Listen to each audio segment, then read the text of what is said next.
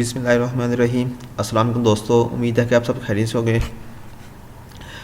आज की इस वीडियो में हम डिस्कस करेंगे कि कोई भी इंडिविजुअल है या कोई भी पर्सन है तो उसने एफबीआर में अब सबसे पहले अपना एनटीएन कैसे बनाना है, कैसे वो ना कौन सा प्रोसेस फॉलो करेगा कि उसका जो ना एनटीएन जो ना सही तरीके से बन जाए और उसका आरटीओ भी ना सही तरीके से सिलेक्ट हो।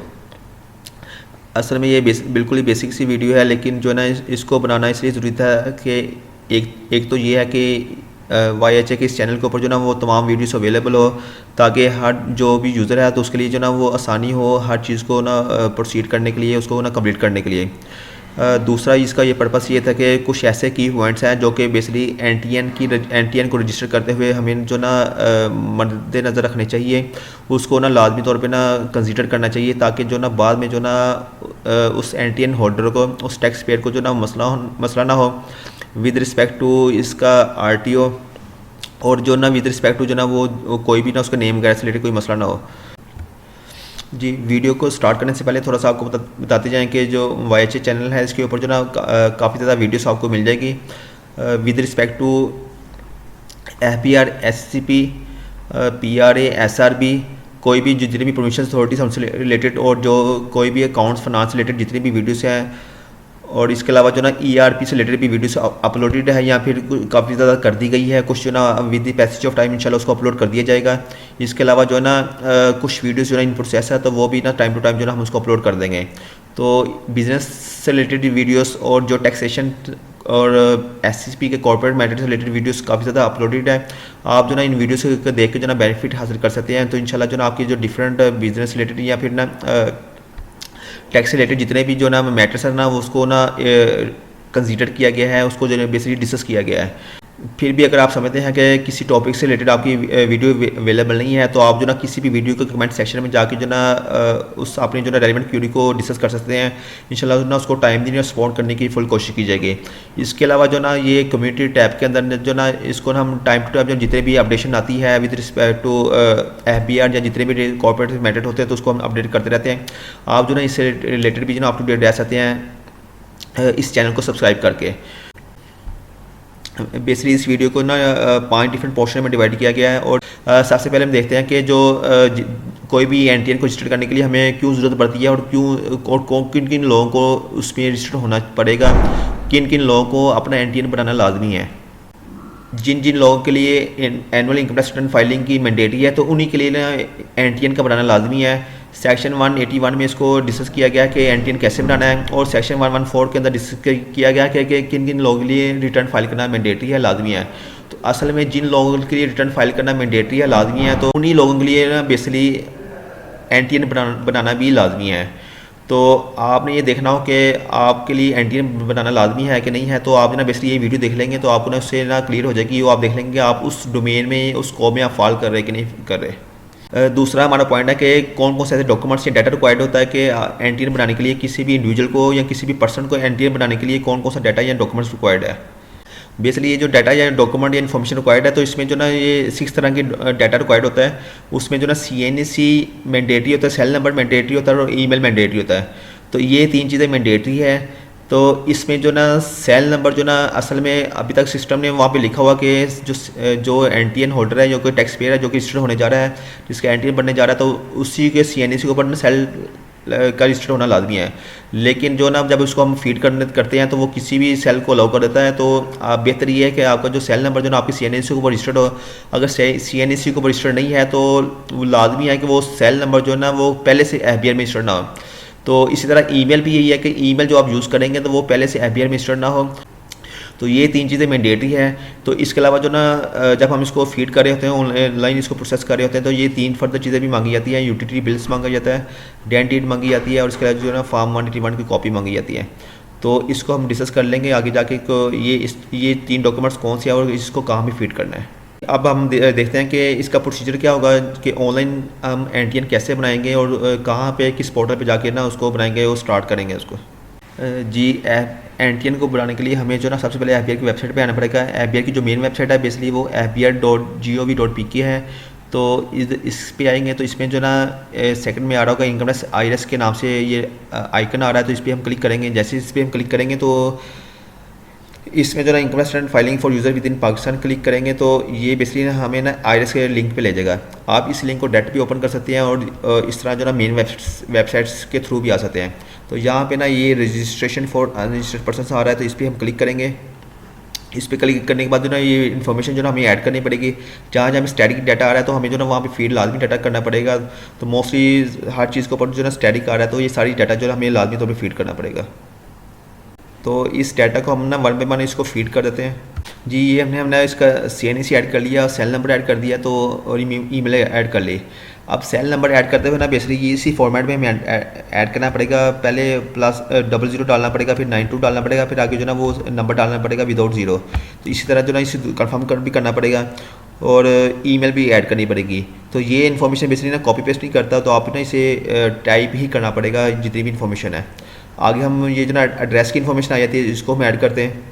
यानी कि मैं अगर मेरा एड्रेस जो ना CNC के ऊपर जो ना वो टेम्परेरी या परमानेंट कुछ भी आ रहा है वो ये एड्रेस मेंशन ऐड करते हुए मेंशन नहीं करता, वो इरेलीवेंट है, वो सिर्फ नादर की हद तक है। तो FPR के लिए हमने जो एड्रेस हमने मेंशन करना है बेसिकली हम वही हम मेंशन कर सकते हैं जो हम जहाँ पे हम रह रहे हैं। अगर आप CNC से एड्रेस मेंशन करना चाहते हैं वो भी कर सकते हैं, लेकिन जो ये जो सिटी है ना वो आपने वो मेंशन करना है जहाँ आप अपना RTO बनाना चाह रहे हैं। यानी कि मैं फ़र्ज़ करें कि मैं पहले जो ना मुल्तान में रह रहा था, लेकिन जो ना मैं अभी मेरी फैमिली शिफ्ट हो गई है लाहौर में, तो मैं जो ना इसको सिटी लाहौर सेलेक्ट करूँगा ताकि मेरा RTO लाहौर ही बन जाए। और जो ना इन फ्यूचर जो ना मेरी जो फ्यूचर करस्पॉन्डेंस होगी विद रिस्पेक्ट FPR वो मैं ना ईज़िली कर सकूँ उसको ना। तो ये फिर आपने लाजमी देखना कि जो आपका जो सिटी होगा उसी की बेस पे जो ना आपका RTO डिफ़ाइन होगा, सिलेक्ट होगा। तो ये आपने अपने हिसाब से देखना है। आगे हम कैपेसिटी में आते हैं। तो अगर आप समझते हैं ओनर है, जो आपका एड्रेस है तो आप ओनर लिख देंगे। अगर आप ओनरशिप आपके नाम नहीं है, यानी कि जो प्रॉपर्टी वगैरह है वो आपके नाम नहीं है, तो आप जो ना ये बिनामी या ऑक्यूपेंट जो ना ये सिलेक्ट कर लेंगे। और यहाँ पे जो शेयर जो ना आप जो 1% से लेकर ना 10% 100% तक जितना मर्जी सेलेक्ट कर सकते हैं। आगे जो ना हम ये कैप्चा लगा देते हैं। तो ये कैप्चा लगाने के बाद ना इसको हम सबमिट करेंगे। जी ये देखा कि ये जो सेल नंबर और ईमेल बेसिकली पहले से FPR में इंस्टॉल नहीं थी, तो इसलिए जो ना यहाँ पे कोड चले गए हैं। तो ये कोड लेते जाते हैं। जो फ़ोन के ऊपर जो ना SMS कोड गया हुआ, तो जो ईमेल है उसके ऊपर जो ना ये वाला ईमेल के ऊपर लेदर कोड गया है। अगर मोबाइल के ऊपर कोड नहीं गया हुआ तो ये नीचे जो ना बेसिकली इसका नोट भी लिखा हुआ है कि अगर आपके मोबाइल के ऊपर कोड नहीं गया तो आप जो ना वो अपने मोबाइल के अंदर जो ना मैसेज में MSG लिख के ना 9966 के ऊपर वो मैसेज करेंगे तो वो फिर वो कोड ना आपको आ जाएगा अगर आपको कोड नहीं रिसीव हुआ तो जैसे आपके पास कोड आएगा तो आपने जो ना वो बेसिकली जो 6 डिजिट का कोड है वो आपने टाइप कर देना है। और जो ईमेल कोड है आपने वो भी आपको जो ईमेल में आया होगा तो वो भी आपने जो ना 6 डिजिट में कोड आया होगा तो उसको भी आपने जो ना टाइप कर देना है। तो ये अब जब कोड आप टाइप करेंगे तो इसको जो आप सबमिट कर देंगे। जैसे आप सबमिट करेंगे तो उसके बाद जो ना आपको ना इसका ना पासवर्ड आ जाएगा। जो आपका जो यूज़र होगा ना तो इसका आपके पास पासवर्ड आ जाएगा। तो इसके मैं आपको बताता जाऊँ कि जो आपको कोड आएगा पहले बेसिकली ना जो आपको जो ना वो पहला जो वेरिफिकेशन कोड आएगा वो इस तरह का आएगा, 6 डिजिट कोड आएगा। तो इस तरह जो मैसेज होगा यही ईमेल का मैसेज आएगा। इसी तरह जो ना आपके पास सेल नंबर के ऊपर ना इसी तरह का मैसेज आएगा। तो इसके बाद जो ना आपको जो पासवर्ड का वाला कोड आएगा तो वो बेसिकली इस तरह का मैसेज आएगा। तो उसमें जो आपको पासवर्ड भी होगा, पिन भी होगा और आपका जो ना CNC नंबर भी लिखा होगा। तो ये आपको बताएगा कि एक किस तरह जो ना आपको जो ना वो पासवर्ड रिसीव होगा। पहले आपका वेरिफिकेशन कोड आएगा, फिर बाद में आपको जो ना वो बेसिकली पासवर्ड आएगा और जो ना आपने वो पासवर्ड फिर आपके लिए ना फर्दर कोरस्पॉन्डेंस के लिए यूज़ होगा। अब कोई भी यूज़र जब रजिस्टर्ड हो जाएगा तो हमने चेक करना चाहेंगे कि वो यूज़र रजिस्टर्ड हुआ कि नहीं हुआ। तो हम क्या करेंगे, एंटी इंक्वायरी पे जाके जो ना वो जो FPR वाली वेबसाइट है उस डायरेक्ट उसको लिंक पे जा सकते हैं या मेन वेबसाइट पे जाकर ना तो यहाँ पे जो ना ऑनलाइन वेरिफिकेशन पोर्टल आ रहा है, यहाँ पे क्लिक करेंगे तो यहाँ पे ना बेसिकली ये टैक्स पेयर प्रोफाइल आ रही है। तो टैक्स पेयर प्रोफाइल पे जाके ना हम ना वो वेरीफाई कर सकते हैं कि वो रेलिवेंट जो टैक्स पेयर है वो रजिस्टर्ड हुआ कि नहीं हुआ। तो इसके लिए हम CNC यहाँ पे पैरामीटर है तो CNC सेलेक्ट कर लेंगे, उसका CNC लगाएंगे हम।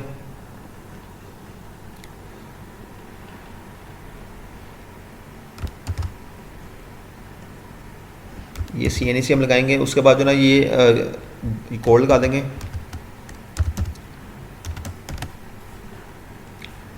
तो ये हम वेरीफाई कर लेंगे कि वो पर्सन जो है रजिस्टर्ड हो चुका हुआ है। तो इसके अंदर जो ना बेसिकली ये जो रेफरेंस नंबर आ रहा है ना ये आपका NTN नंबर होगा। ये आप चेक कर सकते हैं, ये जो रेफरेंस नंबर है ना बेसिकली यही आपका NTN होगा। और जो आपका रजिस्ट्रेशन नंबर जो ना ये असल में CNC नंबर होगा। तो इस तरह जो ना आपका जो ना एन बन जाएगा। तो अगर आपने इसी का जो प्रिंट लेना होगा एन क्वायरी का, तो आप इस ना यहाँ पे जाकर ना क्लिक करेंगे साइड पे, तो आपका ना ये प्रिंट निकल आएगा। जी, आपको ना एन रजिस्टर्ड होने के बाद जो ना बेसिकली आपको पासवर्ड आ जाता है। तो अब आपने क्या करना है कि उसी आईडीएस पोर्टल पे वापस आना है। तो यहाँ पे जो ना लॉगिन इन्फॉर्मेशन आ रही होगी, तो यहाँ पे आपने CNC लगाना आपने, और जो आपकी जो होगी ना पासवर्ड होगा वो आपने वो लगाना है। तो इसको लॉगिन करना है। तो आपने जब जैसे ही पासवर्ड लगाना तो जैसे लॉगिन में क्लिक करना, तो आप जो ना इस पोर्टल पे एंटर हो जाएंगे। तो यहाँ ये बेसिकली ना आपके जो ना वो क्रीडेंशियल्स आ जाएंगे। तो यहाँ पे ना ये रजिस्ट्रेशन सर्टिफिकेट आ रहा है, इसको आप डाउनलोड कर लेंगे। तो यहाँ से ना ये आपको सर्टिफिकेट मिल जाएगा रजिस्ट्रेशन वाला, जो आपका FBR से सर्टिफिकेट होगा। तो इसलिए हम 2 पॉइंट और डिस्कस कर लेते हैं जल्दी से कि इसमें पेनल्टी या कॉन्सिक्वेंसेस क्या होगी अगर आप ना आपने आपको रजिस्टर नहीं कराते, अपना एंट्री नहीं बनाते हैं। तो इसी केस में क्या होगा कि जो FBR है डिपार्टमेंट है, तो लॉ क्या करेगा कि आपको ना वो कंपलसरी मैंडेटरी रजिस्टर कर देगा आपको।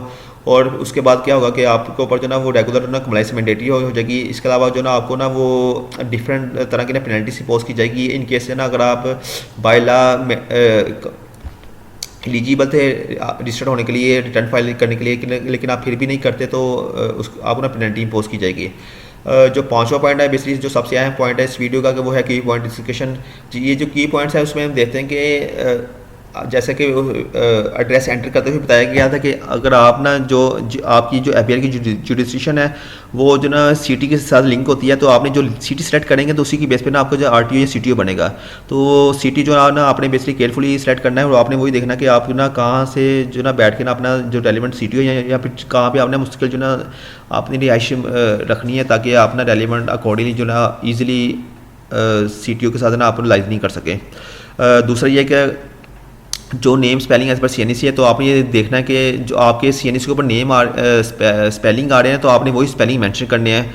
और अगर आपने वो स्पेलिंग गलत मेंशन की है, तो वो आपकी ना गलत स्पेलिंग ही ऐड हो जाएंगे। तो फिर बाद में ना उसको आपको करेक्शन के लिए अप्लाई करना पड़ेगा। और करेक्शन के ऊपर लेते से एक वीडियो अवेलेबल है, तो आप ना उसके मुताबिक जो ना आप आपकी ना नेम की करेक्शन के लिए अप्लाई कर सकते हैं, और अपनी ना नेम स्पेलिंग सही करवा सकते हैं। इसके अलावा जो ना थर्ड जो पॉइंट है कि एड्रेस है, तो आपका जो एड्रेस है ना वो बेसिकली बाद में भी चेंज हो सकता है, हो जाता है। तो इसमें एड्रेस का कोई इशू नहीं है। तो लेकिन जो सिटी वाला है जो या फिर RTO है ना, बेसिकली ये चेंज नहीं हो सकता, इसको लिए अप्रूवल स्पेशल लेनी पड़ती है। तो वो एक लेंथी प्रोसीजर है। तो इसलिए ना आपको स्पेशली बोला गया कि जो सिटी है वो आपने केयरफुली सेलेक्ट करना है, लेकिन जो एड्रेस उसके अंदर होता है ना, वो एड्रेस जितनी मर्जी मरतबा चेंज करवा लें, वो जो ना विदाउट अप्रूवल जो ना हम उसको ऑनलाइन एड्रेस को हम चेंज कर सकते हैं।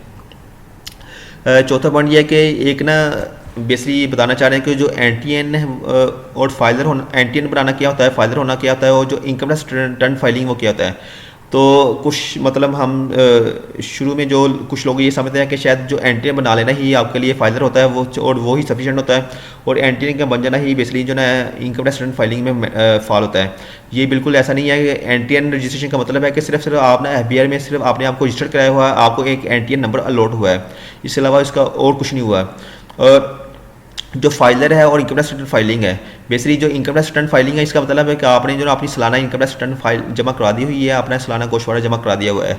तो वो जो गोशवारा है अगर आपने ड्यू डेट के अंदर जमा कराया हुआ है, तो आपका जो स्टेटस फाइलर हो जाएगा। और अगर आपने ड्यू डेट में फाइलर वो गोशवारा जमा नहीं कराया हुआ, तो आपका जो स्टेटस जो है ना बेसिकली इनएक्टिव हो जाएगा। तो इनएक्टिव होने की केस में अगर आप जो ना आपने आपको फ़ौरन फाइल करना चाहते हैं, तो आपको रेलिवेंट पेनल्टी पे करनी पड़ेगी। और अगर आप चाहते हैं कि जो रेगुलर जो ना लिस्ट के मुताबिक अपडेट हो जाए हमें पेनल्टी पे ना करनी पड़े और हमारा नाम वैसे ही फाइलर की लिस्ट में रहे, तो इसका एक ही सोल्यूशन है कि आप जो ना अपनी जो सालाना इनकम टैक्स रिटर्न है वो ना 30 सितंबर से पहले फाइल करें, और उसके बाद लेट फाइल ना करें, ताकि आपका जो नाम जो ना वो सिर्फ फाइलर वाली लिस्ट में रहे और ATL वाली लिस्ट में शामिल रहे। पाँचवा ये कि ये देखा जाता है कि जो NTN नंबर कुछ समझता है कि शायद CNC नंबर ही हमारा NTN नंबर होता है, और जो बिजनेस का NTN नंबर होता है, तो वो इन तीनों में क्या फ़र्क है। तो आपको बताते जाएँ कि जो NTN नंबर है बेसिकली ना, ये जो हम FBR में रजिस्टर्ड होते हैं, तो FBR जो ना हमें एक नंबर अपलोड करता है, तो वो ही NTN नंबर कहलाता है। जैसे कि अभी आपसे पहले भी डिस्कस किया था कि जो रेफरेंस नंबर आ रहा होता है ना, बेसिकली वही NTN नंबर होता है आपका, और जो ऊपर रजिस्ट्रेशन नंबर आ रहा होता है, तो बेसिकली जो FBR के पोर्टल पर आ रहा था वो CNC नंबर है। रजिस्ट्रेशन नंबर जो ना बेसिकली ये CNEC नंबर है, और जो रेफरेंस नंबर जो ना बेसिकली ये NTN नंबर है। तो ये NTN नंबर जो ना FBR की तरफ से जनरेट होता है, और ये जो आपका CNEC नंबर है जैसे आपको पता है कि वो नादरा जनरेट करता है, तो जो नंबर नादरा अलॉट कर देता है तो ये CNEC नंबर चेंज नहीं हो सकता। और जो FBR होता है वो बेसिकली NTN नंबर जनरेट करता है, और ये जो ना आपका वंस फॉर ऑल होता है, तो ये आपका ये कभी चेंज नहीं होता, ये हमेशा सेम रहता है। तो ये दो चीज़ें होंगी। तो इसके अलावा जो बिजनेस एंटियन होता है, तो ये असल में ये होता है कि जब आप as a sole proprietor business आप ऐड कर लेते हैं, तो जो आपका जो पर्सनल एंटियन होता है वही बिजनेस एंटियन ही ट्रीट होता है एज अ सोल प्रोप्राइटर। छठा ये है कि आपको बताते जाएं कि अगर आपका एक दफ़ा एंटियन बन जाए तो उसके बाद जो ना आपके लिए रिटर्न फाइल करना मैंडेटरी हो जाता है। तो उसके आप बेसिकली रिटर्न फाइलिंग को स्किप नहीं कर सकते। तो ये जैसा कि वीडियो में बताया गया कि जो जिन लोगों के लिए annual income tax return file करना मैंडेटरी है, तो वो उन लोगों में शामिल वो लोग भी होते हैं जिनका एक दफ़ा एंटियन बना होता है। तो अगर आपका एंटियन बन चुका हुआ है, तो या अगर आप एंटियन बनाना चाह रहे हैं, तो ये आप ज़हन में रखिएगा। तो ये बात आप ज़हन में रखिएगा कि ऑनवर्ड्स आपके लिए ना हर साल जो ना रिटर्न फाइल करना मैंडेटरी होगा, तो आप रिटर्न फाइलिंग को स्किप नहीं कर सकते इन एनी केस। जी नाज़रीन, ये हमारी वीडियो रिकॉर्डिंग एंटियन रजिस्ट्रेशन ऑफ एन इंडिविजुअल इधर तक की थी। तो उम्मीद है कि इस वीडियो को देख के ना सिर्फ आप एंटियन बनाना आपने समझ लिया होगा, कि बल्कि इसके अलावा जो डिफरेंट छोटी छोटी क्यूरीज होती हैं या फिर डिफरेंट बेसिक चीज़ें हैं, वो भी इंशाल्लाह ना आपके वो अंडरस्टैंडिंग में आ चुकी होंगी, वो उससे भी ना आपको फ़ायदा हुआ होगा। तो फिर भी अगर आपकी क्यूरी या क्वेश्चन हो, तो आप जो ना इस वीडियो को कमेंट सेक्शन में आप पूछ सकते हैं, और अगर आप तरफ से कोई फीडबैक या सजेशन है तो वो भी आप बता सकते हैं। और इसके अलावा कोई भी इस वीडियो के अलावा भी अगर आपकी कोई क्यूरी या क्वेश्चन हो, तो फिर भी जो ना आप कमेंट में कर सकते हैं, या किसी भी वीडियो को कमेंट्स में जाकर कर सकते हैं। वीडियो देखने के लिए बहुत शुक्रिया। उम्मीद है कि वीडियो को देख के आपने चैनल सब्सक्राइब कर दिया होगा, और आप जो ना इंशाल्लाह जो ना इन फ्यूचर जो ना मल्टीपल वीडियोज़ के ऊपर जो ना अप टू डेट रहेंगे, और आपको ना जितने भी कंप्लाइंसेस जो ना वो आपके लिए ईजी हो जाएंगी, और आपको ना इंशाल्लाह ना टाइम टू टाइम जो ना अपडेट कर दिया जाएगा। वीडियो देखने के लिए बहुत शुक्रिया। Thank you so much. अल्लाह हाफिज़।